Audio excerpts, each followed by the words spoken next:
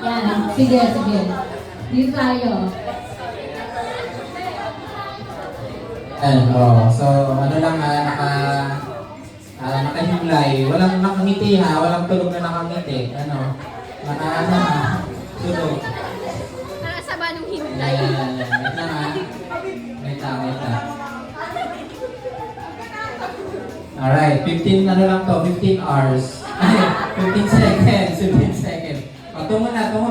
Joban, nakataas ang paa ng tulog. Ayan, tulog lahat. Tulog. Ready.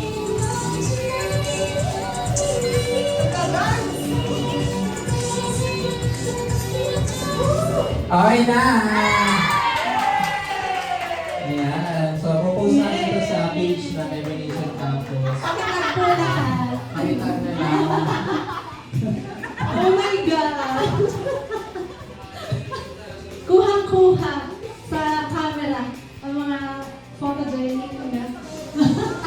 Ayan, diba? And this is all for all of us.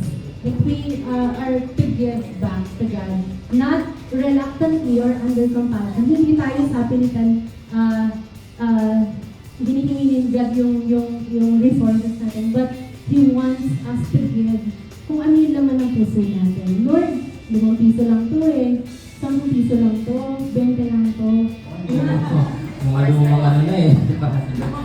Mga lumang first time diba? So, we are doing this every Friday, 4:30. Pero probably next week tayo ay maging Thursday dahil walang pasok na Friday. Kasi inilipat yung ninayaking ng Friday, so tayo ay baka maging Thursday.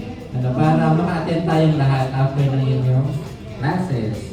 So, nasa second week na tayo ng series natin na Remember Who You Are. So, last week, di ba, pinag-usapan natin na si God is ang ating tatay, our Abba Father. And I hope na natuto tayo na, okay, I can approach God bilang tatay ko. How many of you, what is something that gives you hope at night?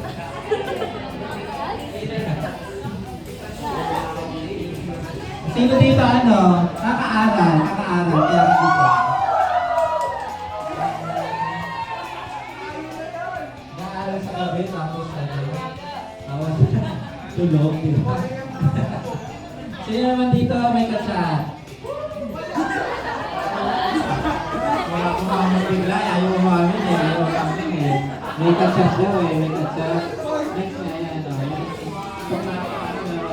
ayaw mag-reply, di ba? Sino naman kaka-rank game o kaka-k-drama, ganyan. Kaka-k-drama. So ano pa? Okay na, nag-imagine kung ano kaya pag tumama ako sa loto, ano kaya?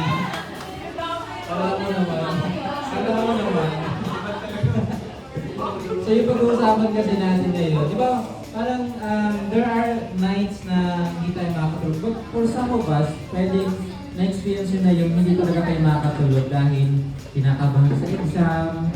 O kaya, you don't know kung ano yung magiging future mo, ano kaya magiging strand ko, o kaya itong strand na to para sa akin ba. So parang there are probably na-experience yun in one time or another na hindi tayo makakatulog dahil nag-worry tayo. Dahil nag-iisip tayo, paano kaya ito masusolusyonan?